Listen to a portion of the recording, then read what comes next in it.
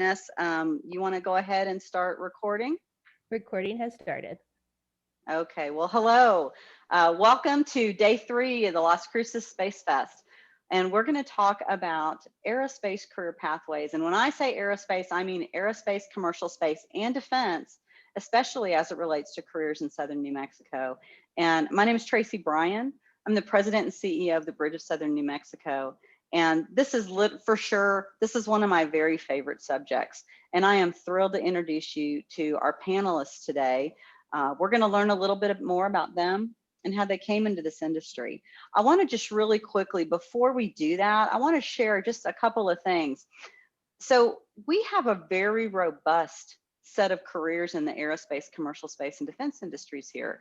The Bridge of Southern New Mexico really dove into this and had a good conversation with employers. We talked with 7 employers, that's not all of them, and they represent almost half of the jobs that are in our community. And what's really interesting about these related careers is that their careers are all over the map. You think, oh, you have to be an engineer. Well, that's very good. Yes, they need engineers, but guess what? They need business people. They need IT people. They even need hospitality people. So the excitement for me is to share these people and these careers, and we'll talk more about career pathways after we've interviewed our guests, and share a little bit more with you about, if you're interested in this, the road that you might take to get into aerospace. So I'm gonna get out of my screen here, and I would like to introduce you to our panelists. I'll start with Lindsay Harilla. Lindsay, hello. You want to wave so we know which one of the boxes is you, and if we can go to a speaker, like the speaker panel as we go that view, that would be great. Lindsay is with Spaceport America, and she's a lawyer. So talk about those other careers. She's with the New Mexico Spaceport Authority and is a lawyer for them. Rachel Olivas. Rachel, you want to wave? Rachel is that engineer and is a project lead at the NASA White Sands Test Facility. Some of the most incredible careers. If you didn't already know this, the road to Mars goes through White Sands Test Facility. And I'm sure she can tell us a little bit more about that. And then one of my friends here, one of my partners in crime, Joe Butler. Joe, if you want to wave. Joe Butler is the current acting Associate Vice President, Acting Vice President of Academic Affairs. And he's also the Dean of the College of Science, Engineering, and Math for Doñana Community College. So I would like to just have you all introduce yourselves to our group. And Lindsay, I'll start with you. Can you first just give us a little bit of your background, sort of how you got to be in the space industry to begin with? Was this something you thought about as a little girl and you sort of dreamed your way to it, or something you kind of found a different road into? Yeah, so I actually was really interested in space as a little kid. I grew up in the middle of nowhere in upstate New York, so we could see the stars really clearly. And my parents always encouraged my brother and I to be really curious. And so we would go out and watch meteor showers or any event that was happening that we could see. We would go out and watch them. And that from a very young age sparked my interest in science and in space. And as I continued on in my academic career, I realized I didn't really like math a lot. It didn't like me either. So I kind of thought, well, I can't really do this space thing, I guess. I'm gonna have to figure something else out. And so I spent forever during my high school years just trying to figure out what I wanted to do. And I jumped all around. Everything you could think of, I thought of doing at one point. And then I realized that, like, no, I really want to do space. So maybe I can do space, and I know I'm not good at math, so maybe I can like pair it with communications or something. You know, maybe I can find a way. And then I was lucky enough that I found Embry-Riddle Aeronautical University, and they were just starting a new major called Commercial Space Operations. And this major was exactly what I wanted. It was a mixture of all of the science and the engineering, as well as all of the communications and the business and the finance. And so it was a really good program that just kind of had everything. So that's how I got started on my education path. And while I was there, I took some courses in space law, which I had no idea was even a thing until I took the courses. And it turns out I really, really liked it. So when I was deciding what I wanted to do after I graduated from undergrad, I was like, okay, well, space law is cool, but do I want to be a lawyer? And I wasn't sure. So I was like, okay, well, if I can study actual space law in law school, then I'll think about it. And so I just Googled it. Turns out there's only a few universities in the whole world where you can study these things. And so I decided to go to the University of Nebraska, and they have an incredible program there with some of the most incredible professors from around the world. And I was fortunate enough to be able to study under these professors and actually get my law degree with a concentration in space law.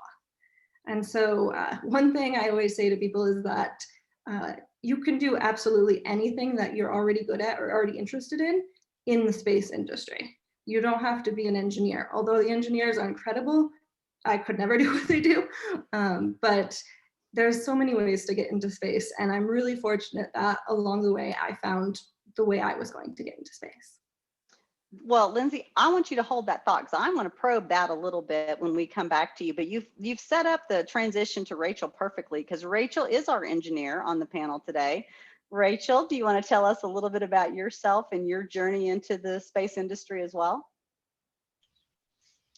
Hi, my name's Rachel, and I actually didn't start in this field originally. I originally thought I was going to be a pediatrician. And then I worked on a human cadaver and realized very quickly that is not for me. But I still wanted to find some way to make a difference. And I had been interested in space. At the time, I grew up in a tiny town in northern New Mexico, and I didn't realize that space was an option in New Mexico. And then I took a tour of New Mexico State University, and we had a speaker who was talking about all the different space opportunities and different ways you could be involved. And I happen to really like science, and I'm not the hugest fan of math, but it is doable. If that is anything you set your mind to, you're capable of. And that's kind of the route I took. I worked really hard, and I ended up finding my way into White Sands Test Facility. Well, I am a big fan of what they do out there, even though a lot of it we don't all know about, but it's always very cool when I hear the missions and the road to Mars going through White Sands Test Facility. I've had the privilege of coming on site and seeing some of the things that you all do out there. It's just incredible. So I'm going to come back to you in just a second. All right, I'm going to transition over to the one guy who's going to carry the math load, because apparently none of us are big math fans, but this man right here, this man is a math fan. Mr. Butler, Joe, hi. Do you want to tell us a little bit about your journey? You're supporting the space industry through academics, through the role of the community college, higher education. Do you mind telling us a little bit about your journey into higher education, and especially as it relates to math, because somebody's got to tell that story.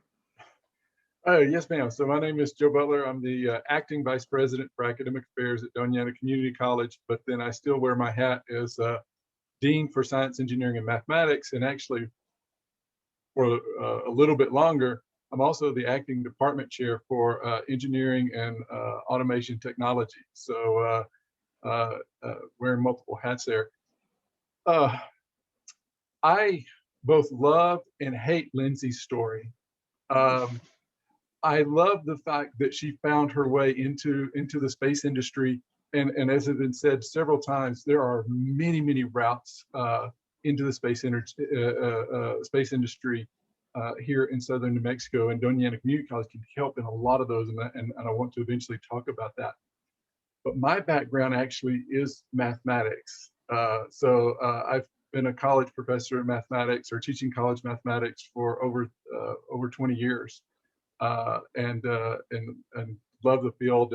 And I hate it when math is holding people back, and we often talk about that and figure out our ways to help.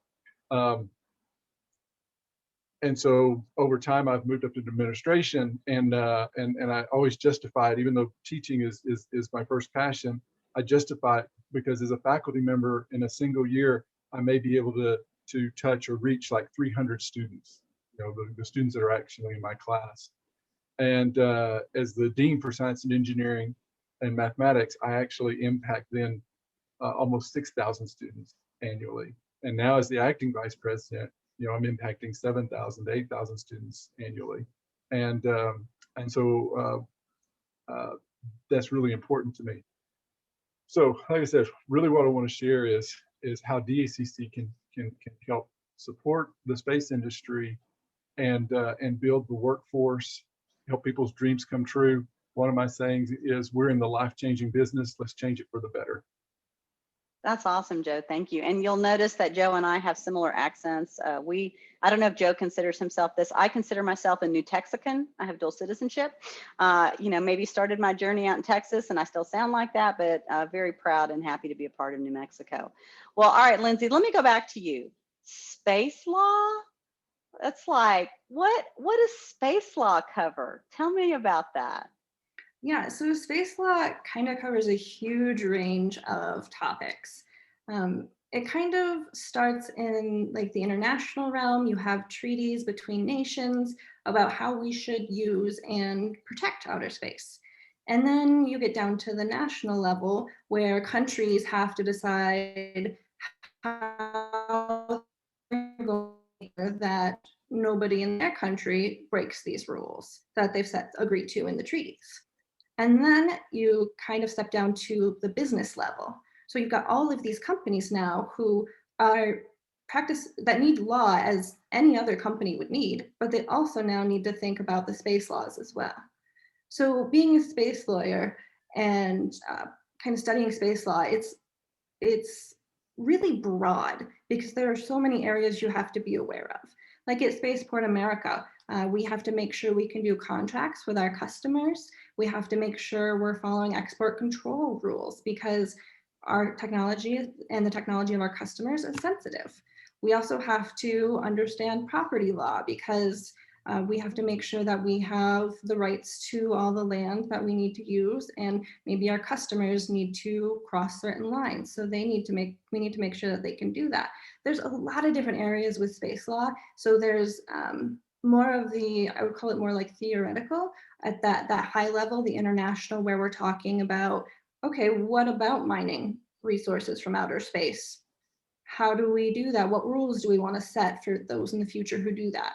And then there's the real concrete where you're in a business or working with an organization and you have to handle the day-to-day legal activities. So there's a huge range. So as it relates to the New Mexico Spaceport Authority, like what's on the front burner for you right now? Are there particular precedents that you may be setting because this is still a new and emerging field, or are you sort of in the process of really collapsing what's already out there into application here in New Mexico?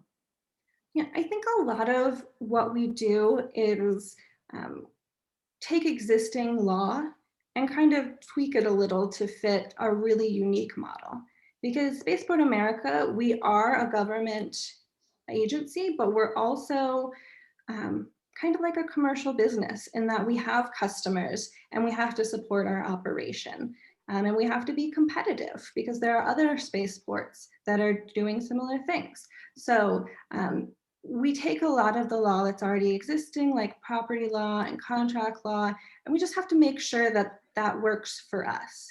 The one thing that's quite unique is we have to make sure we have the proper licenses. So spaceports actually get licensed and through the government, through the FAA. And so that's unique to us, that we have to make sure we have everything in place for that license and keep it up to date. That includes things like safety and distancing. So we want to make sure that we're not endangering the public in any way. So there's a lot of different pieces to that. I looked at your background. Sorry, I was stalking you on LinkedIn. That's You've okay. done some really interesting internships. There's a lot of people who are wanting to get into the field and maybe they haven't thought about how important internships are. Do you mind talking a little bit about, how you got into the internships and what kinds of things you worked on? Because you've done some very interesting things. Yeah, absolutely. I actually credit all of my internship experience to getting the job here at Spaceport America, because your education is important, but your experience is really what's key. And the biggest thing I can say there for people trying to figure out how to get these experiences is you really just have to go out, go to networking events, get to start to know people. That you hear that saying, it's not about what you know, it's about who you know. Well, it's a healthy mixture of both. The more people you can connect with, the more projects you can get involved in. Someone's going to say, oh, I heard about this internship that's coming up. Or, I have a colleague who now works at this new place, like NASA or somewhere else. And let me connect you with them. They might be someone you're interested in talking to. So through a lot of that interaction is really how you kind of start getting involved. For example, my very first internship was with the FAA, working on licensing for spaceports and space launch operators. And I actually got that internship through one of my professors at Embry-Riddle. He worked full-time at the FAA and taught part-time at the university. And I went up to him, I had a really good relationship with him. I developed that, and I asked, I hear, the FAA does internships. Do you do internships? Is that something that I could get involved with? And he was very, very open to that. And because I took the initiative, that step to ask, it was a great way for me to land that internship. So I think it's the experiences are so important, and I'm very grateful to have great ones. And it's really important. Probably my number one tip is, even if it's difficult, I know I'm not always the most social butterfly, especially when it comes to networking and things like that. But you really have to step outside your comfort zone for that and just start to get to know people and let them know who you are, what you're interested in. And if you can show them the work you can do, even better. That's awesome. Well, thank you for that. Well, Rachel, I also stalked you. And it looks to me like you had some pretty interesting, the education term is work-based learning, but it's hands-on stuff. Can you talk a little bit about the work that you did that led you to, to the position you now have at NASA? I think same as Lindsay said, it's a lot of networking and it's a lot of getting to know people. And I am a lot the same. I'm in many ways a typical engineer. When you think of the stereotype, I'm kind of socially awkward sometimes. So you do have to go out of your comfort zone, and you do have to be brave and communicate with people. But when you do, some wonderful things happen and you get to be a part of things. So I started gaining a lot of leadership experience through Mini Baja. And Mini Baja is a ATV-like organization that NMSU has, and you compete with other organizations. And through them, I got to become an electrical lead, and I started gaining those kinds of skills of how you communicate, how you work in teams, how you value every member of the team and play to their strengths. And that really helped when I got my co-op position at White Sands Test Facility, because then I was in positions where I could show other people what I was capable of and constantly learning. That's a huge thing, as I am still constantly learning, and I will continue to grow in that way. And that's so really what led to my position. Is this your first job? Like out of This school? is my first job, yes. And how long have you been there? I co-opted for a year, and I've been a mechanical design engineer for a year, and I've been a project lead for about 6 months. Okay, well, excellent. Well, and are you're from, you said northern New Mexico? What tiny town? Yes, I'm from Bloomfield, New Mexico. Okay, all right. One of those little towns that we've probably driven through on our way someplace else, but yeah, that's wonderful. Well, thank you for that. So questions are coming in the chat. Joe, I'm going to come to you in a minute if that's okay, but I'm going to let these questions sort of drive our conversation. One of the things that Steve is asking, you both have kind of talked about networking. What are your suggestions for networking in time of COVID? Yes, we hope that that's, a little bit closer, we're closer to the finish line on some of that. But in the meanwhile, we've got a bumper crop of people who are going to be graduating with various certificates and degrees. How can they be networking now in a virtual environment? Any suggestions? Yeah, I think email is a really great way. Don't be afraid to reach out to people, or a LinkedIn invitation with a specific note that says, hi, I find what you do really interesting. I thought maybe I could ask you a few questions if you have the time. Just kind of reach out to people and get to know what they do, what their career's been like, see if they have any advice for you. You'd be surprised. A lot of people really just want to talk about like what they do and help others because they've been helped along the way too. Rachel, what about you? To add to that, I kind of think the COVID situation has added a layer that has been a little beneficial in that there are a lot of virtual events right now and a lot of free virtual events like this one where you start popping up on people's radar and they start seeing you where they may have not before. And now you can be a part of those things and you can learn about those companies and those organizations and start connecting yourself with people and reach out afterwards and say, hey, I really liked your presentation, or what you do is really cool. Who could I get in touch with? And that's been very helpful, I think. Those are terrific suggestions. Thank you for those answers. Lindsay, Joe would like to know, what are the advantages and challenges in dealing with the legal business of space in New Mexico? You know, Yeah, as a absolutely. state. Really quick before I answer that, I want to say something about those virtual events. The Spaceport America Cup will be coming up this summer, and that's virtual this year. So you can find us online, spaceportamericacup.com. That's going to be a great place to start networking virtually. And that's global networking. The challenge, yeah. Mm-hmm. As far as the advantages and challenges of space in New Mexico, I think one of the great advantages is that New Mexico is so space friendly and excited about space. We've got so many amazing businesses and facilities. I mean, like White Sands, and you've got the education base here with all the universities and community colleges. And so the exciting thing is that there's a good space community here and it's growing. And that makes it easier to navigate legally as well, because you don't have to introduce so many people to the idea of space. So already when you're dealing in legal matters, you have a lot of terms to explain and things that that maybe not everyone's familiar with.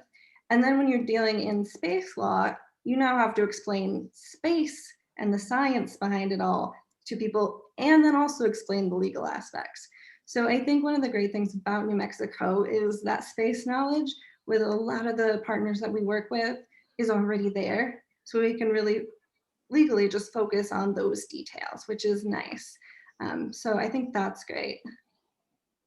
You know, one of the things that I've always found fascinating is that Spaceport America is it's right next to White Sands Missile Range, which has, you know, the most protected airspace other than over the White House, and the advantages that Spaceport America offers to customers to be sharing, you know, some of that space and have the opportunity to do things and launch things here that would be difficult to launch, you know, at a Cape Canaveral or, you know, over on the West Coast. And so just the uniqueness of space in New Mexico, in addition to our legacy, you know, in space being pretty deep.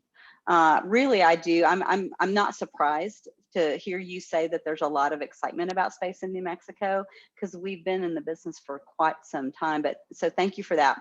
All right, Joe, I got a couple of questions that I want to point in your direction. I think one of them is really well suited to you. First of all, you want to tell us how to make math more sexy? Well, I don't know about sexy, but I think the real key aspect to it is making it real. Okay. Yeah. In fact, I use the term real math, relevant at all levels. Yeah. And so if we can make the math relevant to the individual student, to what they're actually doing, what they're actually trying to accomplish, then they're going to be more involved. And when I say relevant at all levels, we really have to start this down in, you know, the grade school area, because math very much is a topic that builds upon itself, a discipline that builds upon itself. And if we can't build those foundations early on, then it becomes much more difficult for us to build on it later on when they get to college. Now, I'm going to give you two specific examples, or one example, and then another thing I like to relate to this. at a previous institution, I taught several sections of a course called elementary algebra. And surveying the students, I found that like 60% of the students that were in the class were trying to get into the licensed vocational nursing program. That was the only reason they were in the class. And to get into that class, they had to have a B in elementary algebra. And so I went and talked to the faculty about applications that we could put into that class that would make it real for those students. And if those students get into the program, they will eventually take a class called dosage calculations. Makes sense for a nurse to know that. And so I grabbed several appropriate examples from dosage calculations to then put into the appropriate sections in my math class to hopefully make it more real for those students. Second thing I'd actually like to say about that, and this kind of actually goes a little bit to Lindsay's story, kind of finding your way. There's lots of other careers in space other than doing what Rachel does. And they can be very hands-on. So for instance, we have in our engineering area, we have an electronics technology program. We have our aerospace technology program. We have a manufacturing automation technology program. In particular, for the electronics program and for the aerospace program, you actually don't have to take a pure math class. We have a course, ELT 120, which is mathematics for technicians. And it will cover topics all the way from basic algebra through trigonometry, but all on an applications basis, applied to what the students would actually be doing in industry as an electronics technician or as an aerospace technician. And so, and that course actually has a very high success rate. And so, yes, we can do things to make math more relevant. I'm still trying not to use the word sexy. But we can also recognize the fact that there are a lot of things that we can do that aren't math heavy in the space industry, even the hands-on technical stuff. Yeah, and that's so interesting. And I think that people, when they think about that, they do default to engineering, and then they kind of take themselves out of the running. One of the things that I have found fascinating is the breadth of careers that are available. And, Lindsay is kind of a perfect example of that. Rachel's a little bit more of, the more traditional route that people, the stereotype, let's say that, the stereotype, oh, I'm an engineer. But the breadth of careers that are available in the industry are really significant. And frankly, the skill sets that are required for success in the industry are very broad. Language skills, very important.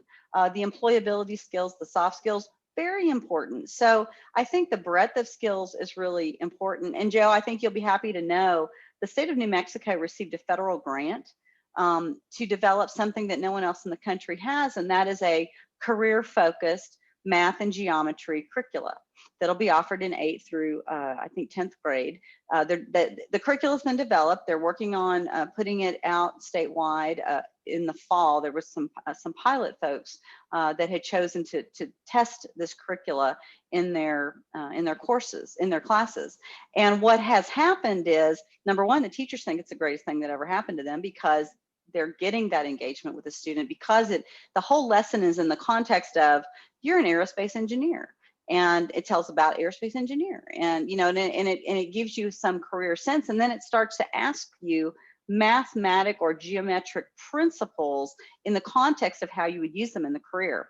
The students are just hungry and excited about the curriculum, want to do more because now you've made math relevant. So I think what you've said is we make math relevant, and that's how math becomes sexy. So, so thank you for that answer. And I'm happy that New Mexico is going to back that up into the middle schools to do what you have wisely done, and so that we can develop that continuum much sooner. Well, I think I want to send the next question to you as well, and I open it to the others. So what about these mid-career professionals? We know that there are people with really interesting backgrounds, and it sounds like that Derek's got a pretty interesting background that is, maybe in the oil and gas industry, but these are yet skills that he can build on to transition over into the space industry. One of the things that is going to be hot in New Mexico, especially as we're coming out of COVID, is about reskilling and upskilling. Reskilling means that you've been in another industry and you've got a strong set of skills, but maybe there's a course, maybe there's a 2-year degree or whatever that can get you going over and well prepared for the next industry. And then upskilling is just building upon the skills you already have as it relates to maybe the change in technology in your industry. But Joe, do you want to talk about that? I know DACC has been having a lot of conversation about this reskilling and upskilling moment that we're in, and maybe it would be helpful, helpful to Derek to be thinking about. Okay, actually, before I answer that question, I want to actually backtrack to one other thing about the Sure. multiple careers in aerospace. Sure. So, as an educational institution here in southern New Mexico, I've had lots of conversation with our friends, out at the White Sands Test Facility, White Sands Missile Range, and the different companies that work out there. Of course, I've had a lot of communications with Spaceport America and Virgin Galactic, and all of that based on being the Dean for Science, Engineering, and Mathematics.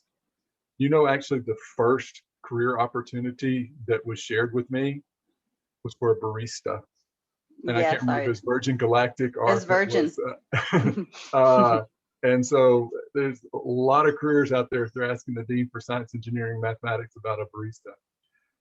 Now, as far as mid-career or upskilling for folks who are already in the workforce, one of the things that we actually do, and we do this both in our manufacturing technology program and our aerospace technology program, is they actually run their courses as 1 night a week hybrids, and they are able to do that by running them as hybrids. But it's 1 night a week for each course, and that are directly manufacturing courses, directly aerospace courses. And so a student actually could complete the 1-year certificate or the 2-year associate's degree almost exclusively going at night after I believe the classes start at like 5:30, and it's actually designed exactly for that person who's already in the workforce, who's interested in studying one of those programs, getting into that career, and they can continue to keep their day job and then take those classes at night. And so it's specifically designed in that way. Do you mind, is there like a link or something that you could put in the chat that would be helpful? This is being recorded, and I'm sure other people will have a chance to take a look at it, and I think that link would be really, really helpful.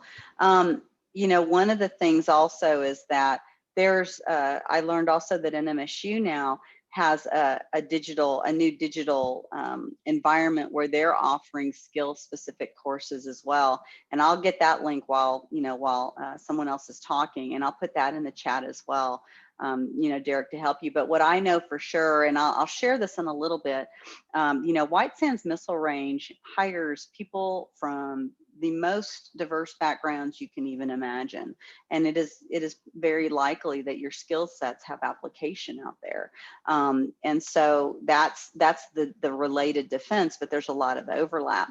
So I would just suggest that one of the things that you do is take a look at jobs out at White Sands Missile Range, and I can tell you very easily how to do that. Is to go to employnm.com and look for jobs. But if you list in the location White Sands Missile Range, that'll help. But there's a lot of people that they need for all kinds of jobs. I was really surprised at the breadth. So I would suggest that as well. All right, well, now let me go Tracy. to, oh yes. Sorry, I have something to add to that. Oh, sure, please do. So I am the stereotype of what a mechanical engineer you would think, but my job actually doesn't, what I'm doing now is not, I guess, what you would expect. So I agree, there are a lot of different, what I do now is I'm in a facilities department. So on a daily basis, I am working with diesel mechanics, crane operators, 911 dispatch. I don't know if everybody knows this, but we have our own fire department. We have security officers. So there's a clinic, doctors, nurses, anything that you would need in space, we still need for here. So there are a lot of opportunities and a lot of different job careers that most people don't even think you would need, but you do. That's really interesting. I did not, I didn't think about that. So yeah, thank you for that. All right, let me see, because Joe's curious. Rachel, what do you want to do next? Where do you want to go from here? I'm really, at the moment, I'm in my business administration program to get my master's. Oh, wow. And I'm hoping to continue that process to work my way up the ladder and work my way through management. That's also a time-consuming process, so it'll be a while. Well, that is exciting. Hold on, I'm sorry, while you were talking, I was looking for this link, and I'm going to put it in there now. This is what NMSU is doing right now as it relates to New Mexicans getting back to work. Well, okay, so then let me also, people are putting very helpful links in here. Alice has put the Spaceport Cup is being held June 18th to 20th virtually. And that's really just quite the incredible event in person. So, I mean, maybe Alice, do you mind talking a little bit about what Spaceport Cup in a virtual environment is going to look like? I'm just curious. It's a really tough one to explain, isn't it? So hi everyone, I'm Alice Carruth. I'm the Public Relations Coordinator at New Mexico Spaceport Authority. So I work very closely with Lindsay.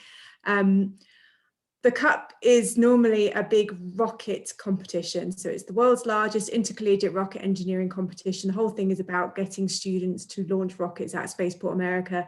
But because of COVID, they've not been able to work together in the past year, which is really difficult to build rockets if you're in isolation and having to keep 6 feet away. So we made the decision earlier this year to not try and force students into a situation where they're having to figure that out, and the international students that it's normally open to try and figure out how they were going to get here. So we're hosting it virtually online.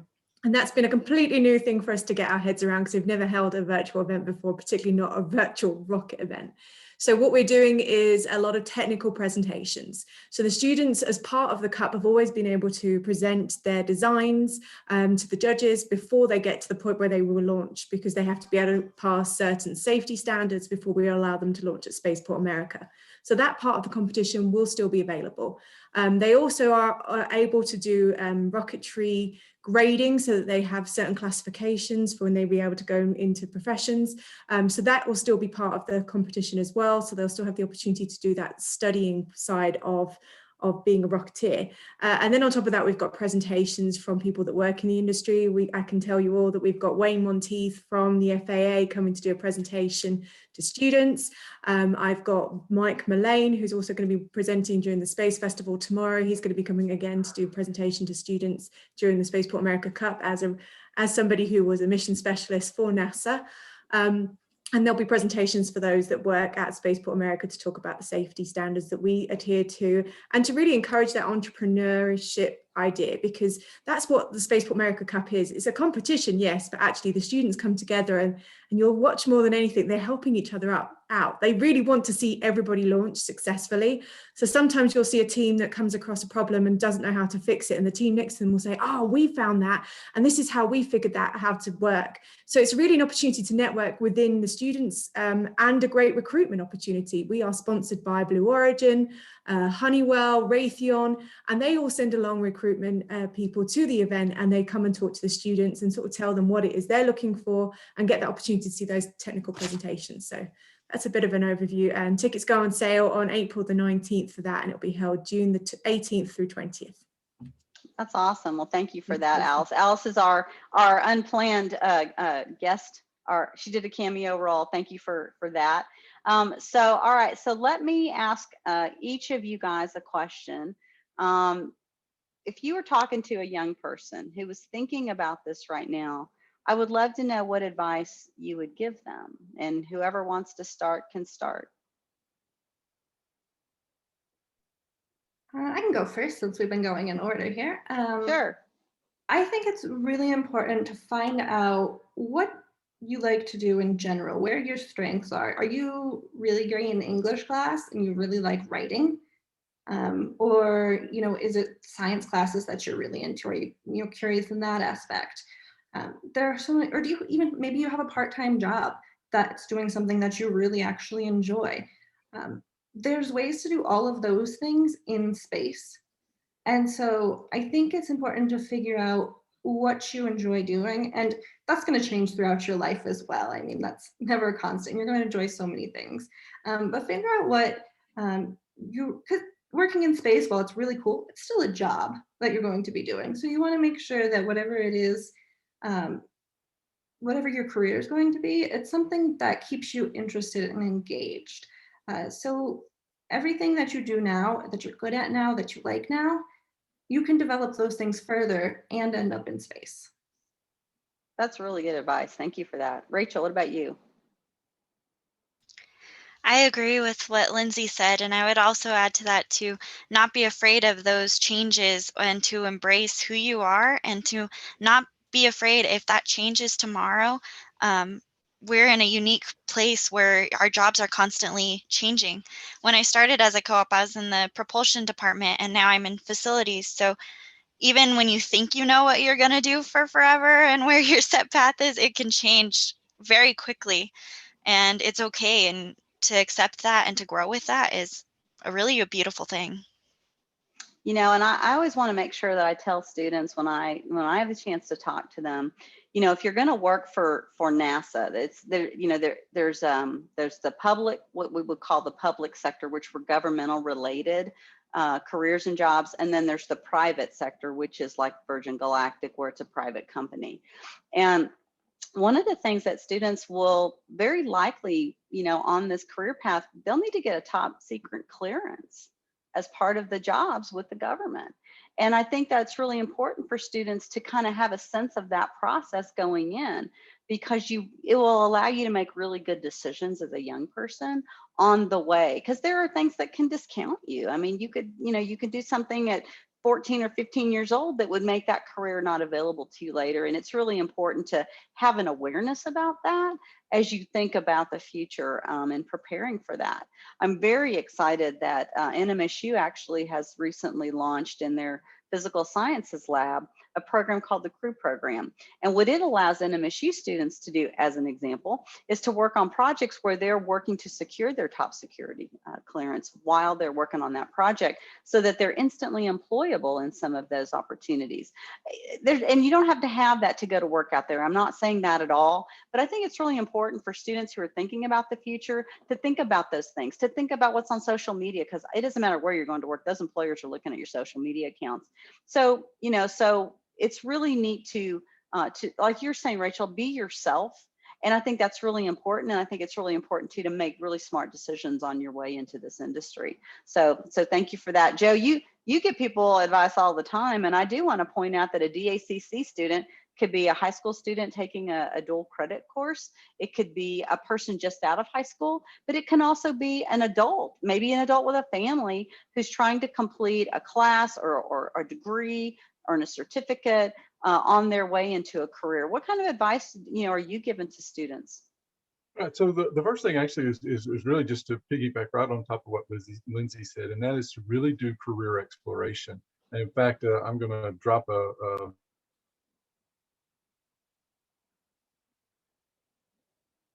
Uh-oh, we lost you. We lost your sound. There we go. Yeah. So I've dropped a link into the career exploration site at DACC. But to go in and do career exploration, see what you're interested in, then actually reach out to professionals in that industry, people in that industry, and find out, okay, is that really what I'm interested in? Is what they actually really do, what I'm interested in? And that could be, you know, anything from a single class. I use this class, and it's from our electronics programs, ELT 175. It's a soldering class. There is no prerequisites to the course. Student can come in, just as long as they get accepted to an open enrollment institution, which means yes, you get accepted. They can take that one course.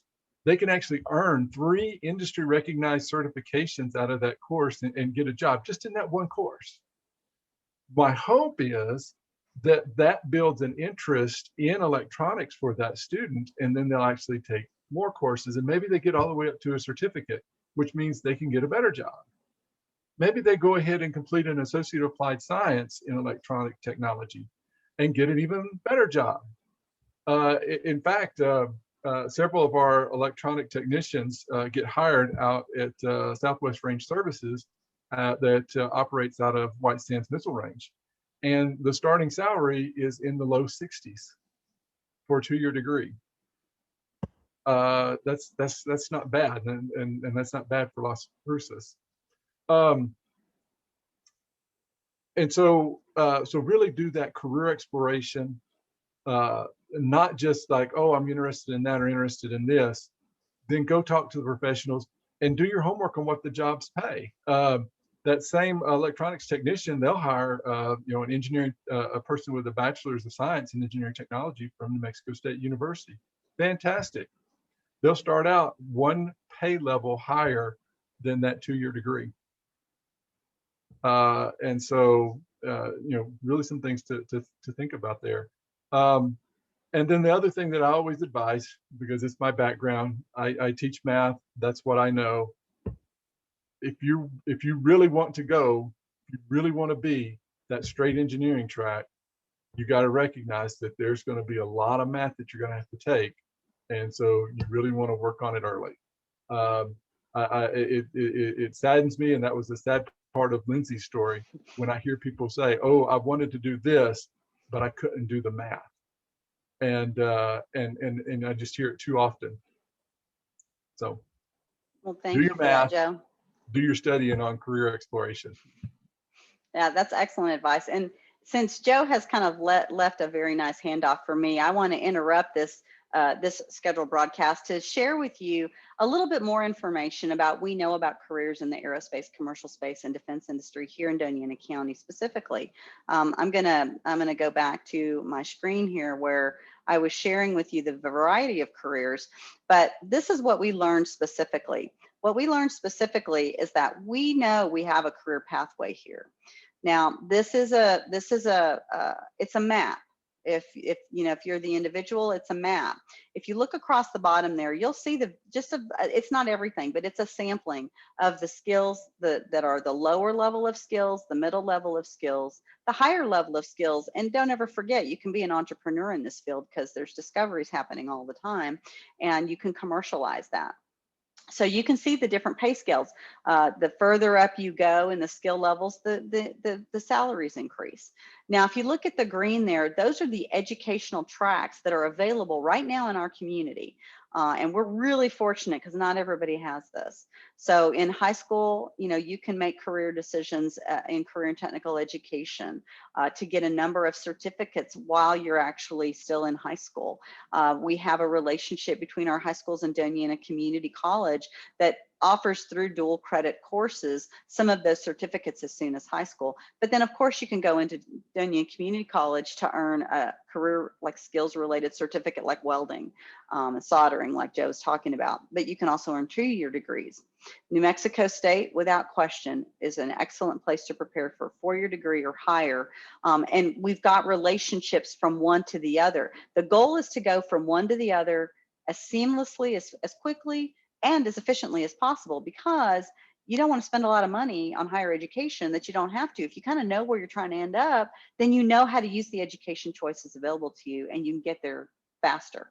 And the New Mexico Department of Workforce Solutions, our New Mexico Workforce Connection Centers, that's their job, is to help people who have become unemployed or people who qualify, young people who are not in school and not working, to get them access to the education they need and or the work experience that they need.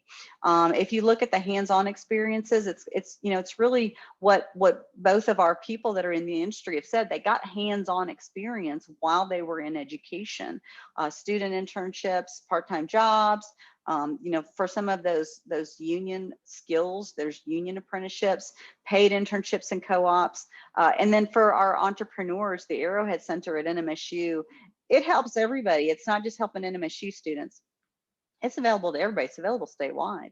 And so that's the map. So you can see, if you look vertically, sort of how far in your education you need to go to earn what you want to earn and become what you want to become. And that's what our pathway looks like here. Well, what we know from talking to these employers is, what does the ideal candidate look like? What are their skills? What are their abilities? And this is a very specific list of the math skills. And if you look on there, it isn't saying, you know, trigonometry, but it is saying you need to be able to solve real world math problems. You need to be able to take and interpret measurements, as an example. Reading, writing, and language skills are really important. Communication, teamwork, as Rachel talked about, you know, a lot of the design work is not just about the design itself, it's about communicating the design through the process from design on to, you know, to actual manufacturing, and to producing the product, to then testing it. Employability skills, which most people call soft skills, but I just don't think that's a good use of the term. I don't think it tells you what that means. Employability means, are you good in a team environment? Do you communicate clearly and well? You know, do you have the ability to make sure that you're performing your job in a timely manner, that you're producing to deadline? You know, those are skills that are valued. Technology skills, of course, in the aerospace, commercial space, and defense industries, very, very important. And digital literacy, right? You know, understanding, you know, there's security threats now out there in the world, and, you know, being able to access information on your own. This is the ideal candidate profile for this industry. But they also told us, if you're really thinking about this, what degrees have the greatest value at the bachelor level and at the associate level? Because again, the middle skills are really valuable in this industry, and they pay very well.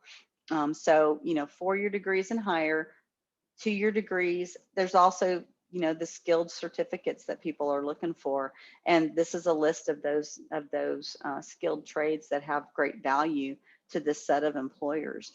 We also just said, what if, you know, you just have experience and you don't have the degree? Well, you can see there's some pretty great jobs as technicians in this industry that don't require the formal degree necessarily. Maybe they have past experience. And, you know, as Joe Bullington, who is on this, has said to me, NASA's like a city.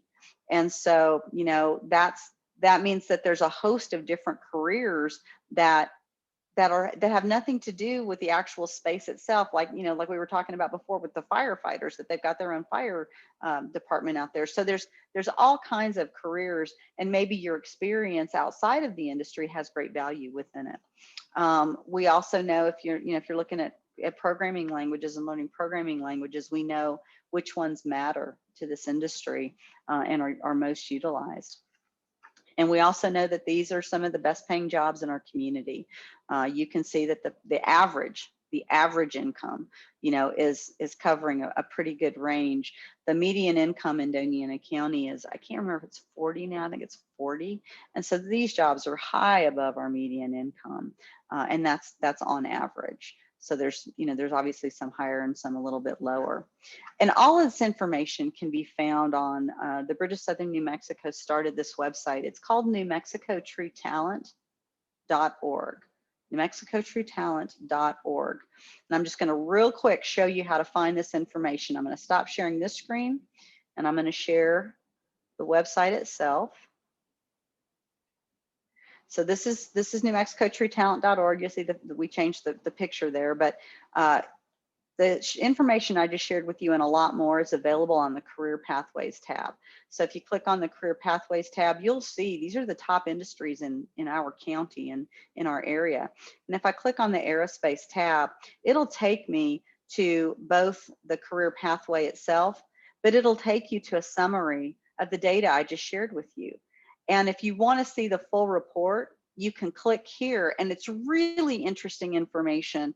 It's an easy read, it really is, but it's telling you specifically what they're looking for and why these things are important. We interviewed Joe Bullington, who's on here with Jacobs Technology. He was our chair, along with Mariette Mealer, who works with White Sands Missile Range. We had Spaceport America, Virgin Galactic, we had Boeing, and then we had the Physical Sciences Lab. And we were asking them very specific questions about their workforce. And if you look at the first few pages, they tell you a lot about their jobs. And they basically are hiring 200 new people a year in a range of areas. One of the things they really struggle with are mid-career professionals. You know, people who have worked on rockets. That's not a lot of people just sitting around Las Cruces who've worked on rockets that aren't already doing that. So how do we, think about, attracting people who have that in their background? So I just wanted to share that website with you. But as it relates to, let me go to the other page, as it relates to career exploration as well, we have roadmaps for people, and it can be students, it can be parents who are trying to help their students or help themselves. And within, I'll just click on the student one. There are free everything on here is free, and it's bilingual, it's mobile friendly, it's very accessible. What career might fit you best? This is just another way to look at that, in addition to what Joe handed you there in the chat. So we're big proponents of connecting people with opportunities, because I call that an ecosystem of opportunity. Everybody wins. So that's just a good place to go to find that information. I did want to also, let our panelists, have a few last words as we're, coming close to the end of our time. Is there anything else? I mean, like, can I just ask, what do you love about this? Like, why do you get excited about going to work in the morning? Anybody can start. I think for me, it's exciting to be a part of an industry that's so interesting and expanding. We often relate where we are in aerospace right now to where the aviation community was when they first began. And I mean, you see now we have flights all over the world. The airline industry is huge. And so to think how we're also at that beginning stage they were, and what's the future going to look like? It's so exciting for me, is that part of it. And so to be able to have my little part in the story of the aerospace community, I think that's what gets me most excited. That's awesome. Rachel, what about you? I agree. And a couple of years ago, I attended a NASA iTech conference. And one of the things that one of the people said is, we're ordinary people who do extraordinary things, and we're making that footprint, and it's empowering and wonderful to get to be a part of that. I love my teams and my teammates and getting to constantly learn about them. I love the opportunities, the diversity, the wide range of opportunities that being a part of aerospace gives you. You can really grow in any direction because it is a small city. One of the things that I didn't even foresee being a part of was going to water school, which sounds crazy, but that's a school where I learned how to provide water for a small town. And that's something that I didn't even know existed, that I got to learn. It's very mentally stimulating. You're on the forefront of something innovative, something new, and we get to be a part of that, which is exciting to me.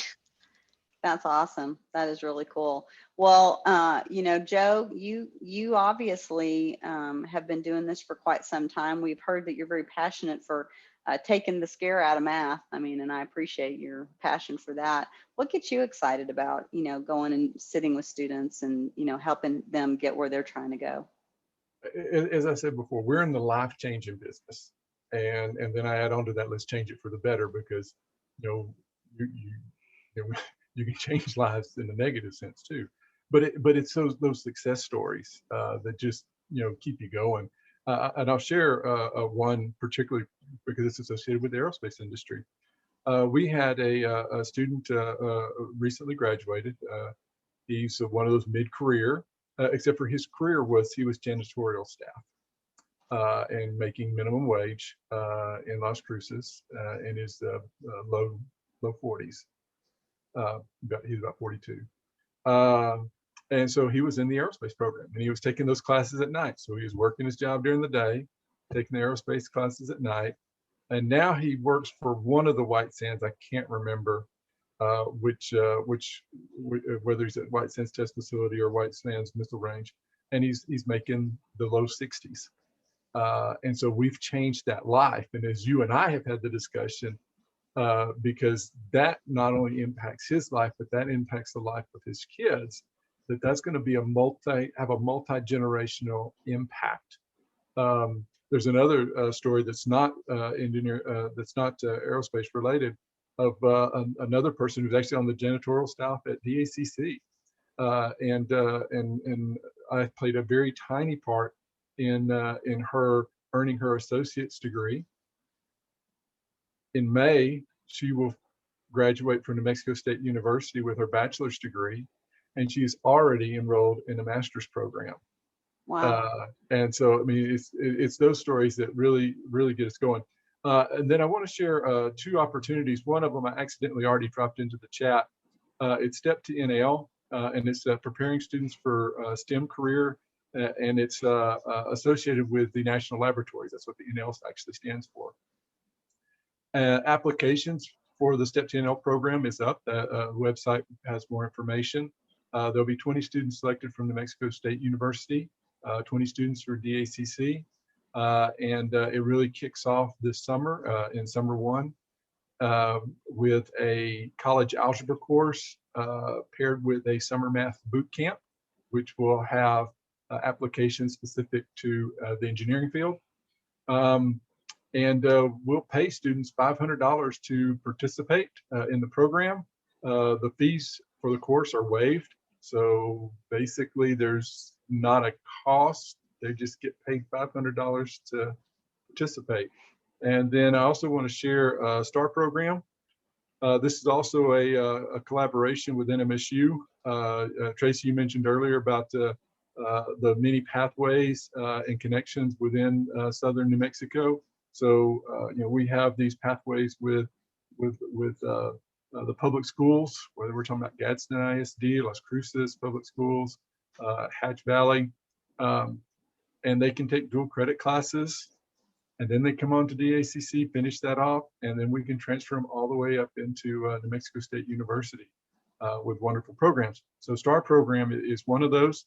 This is actually designed for students who are going to go into engineering specifically, and students who are accepted into the program will receive up to $10,000 per year in scholarship for unmet need. And that starts while they're at DACC, and it follows them to New Mexico State University. So they get that, technically it's for 3.5 years, but basically they get that for 4 years. That's incredible. And so that's, what you want to know the problem we have with the STAR program? Getting enough applicants. Well, maybe this will be the beginning of helping you out with that, because your hope problem so. you need to have is you've got too many. So that's we'll try to change your problem. Hopefully That's so. awesome. That's awesome. Well, the other thing I didn't show you on the New Mexico True Talent website. When you look in career exploration, we've got a series of videos. One is about the careers in aerospace specifically. Joe Bullington, who's on here, was a panelist on that, along with Jason Lazich of Virgin Galactic and the representative from Spaceport America.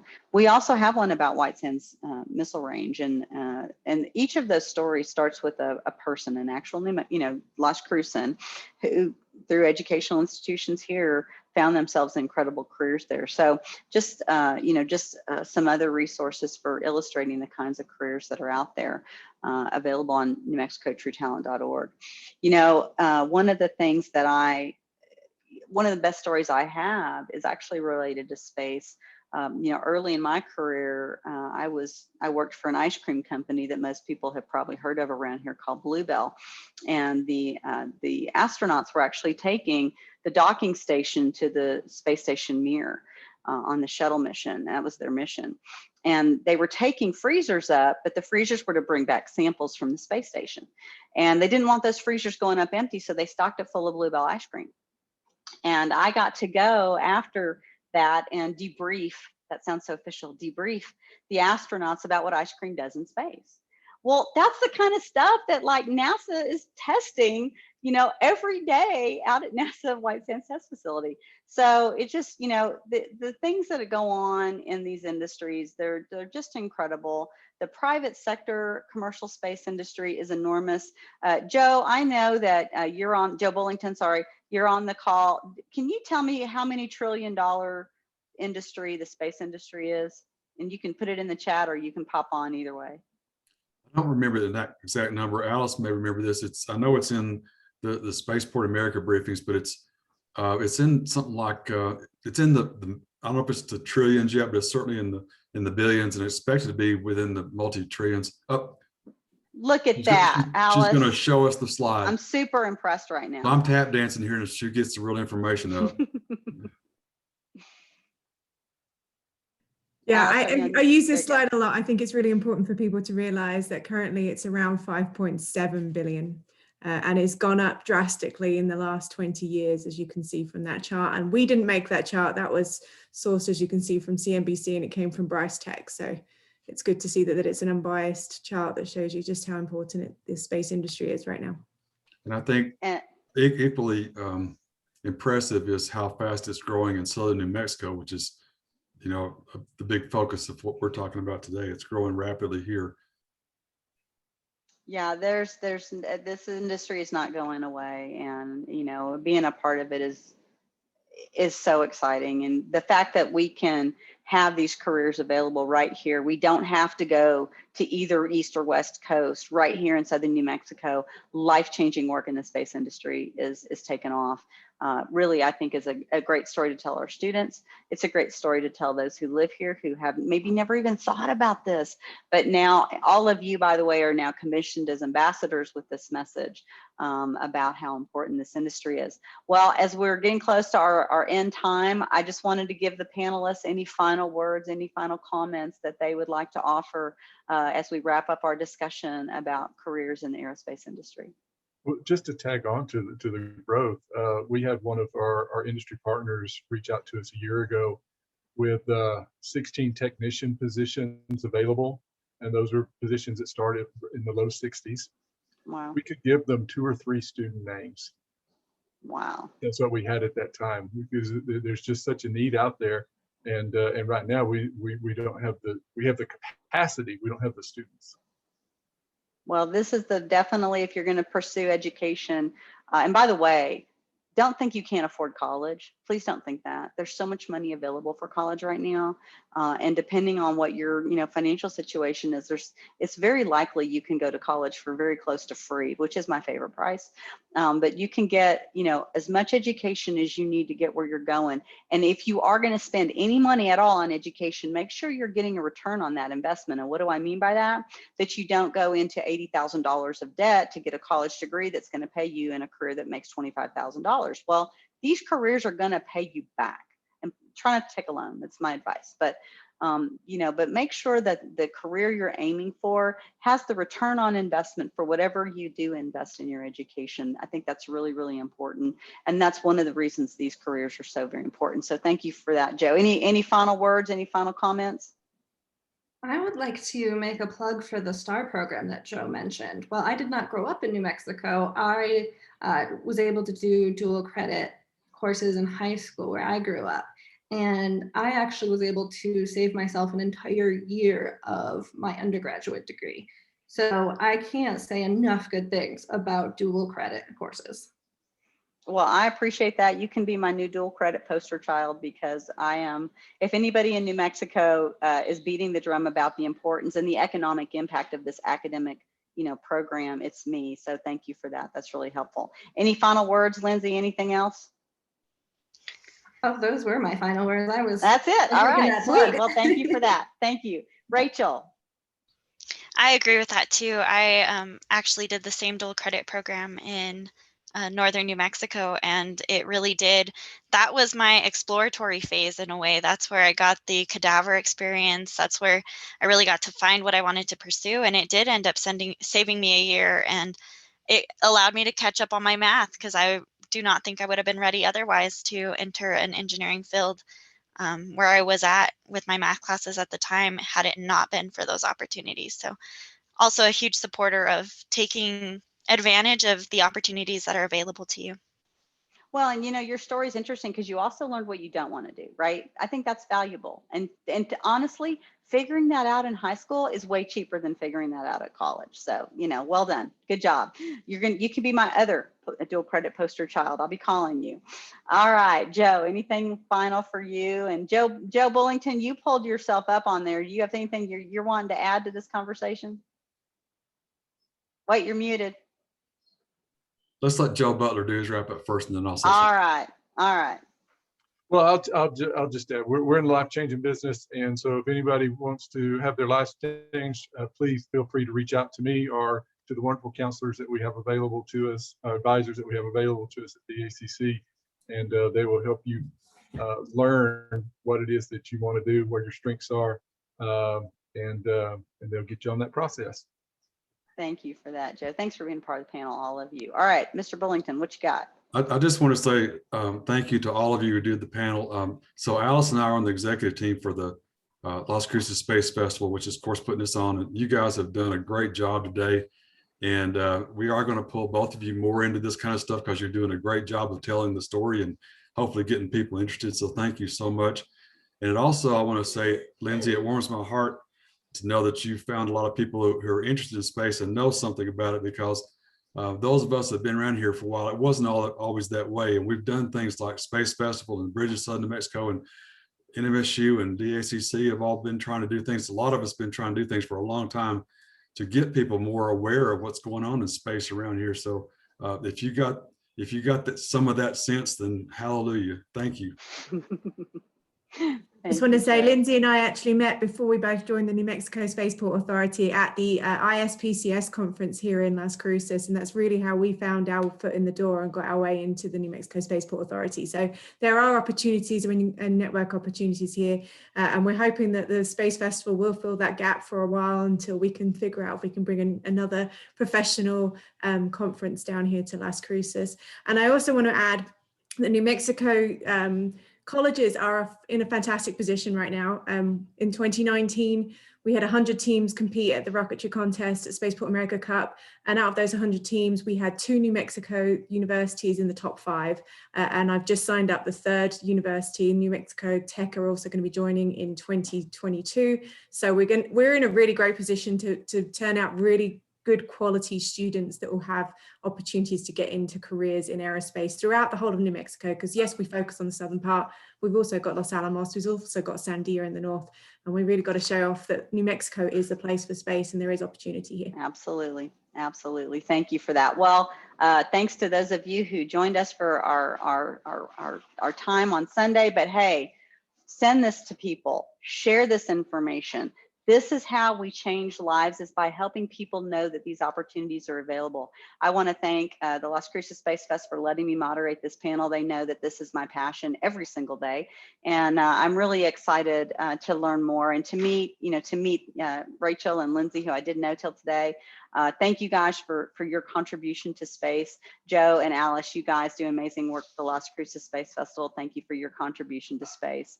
And Joe, for sure, the work that you're doing through DACC and changing lives. I know those people, and I'm really grateful for the work that you all do. All right, well then, thank you so very much for joining us, and we will look forward to I think there's 1 or 2 more remaining events in the Las Cruces Space Festival. We have we have the space quiz tonight at 6 p.m. and then tomorrow is Yuri's night. So there is lots of activities going online tomorrow as well. Yep, and thank you to the City of Las Cruces, who has been a steadfast supporter of this. This is economic development at its best. So Liz, thank you for you hosting us and keeping us all squared away on the schedule. All right, have a wonderful. I got one last thing to say. I also want to say thanks to Liz. So Alice and I have done this for several years now. Liz has always been a part of it, but this time we both got really swamped with work, and Liz has really stepped up and made this happen in a way that we couldn't have done without her. So thank you, Liz Vega with the City of Las Cruces, so much. My pleasure. And just to let everyone know, this YouTube recording will be posted to our Space Festival Facebook page in about 30 minutes. Thanks. Wonderful. All right. Thanks to all of you. Have a wonderful rest of your day. Thank you.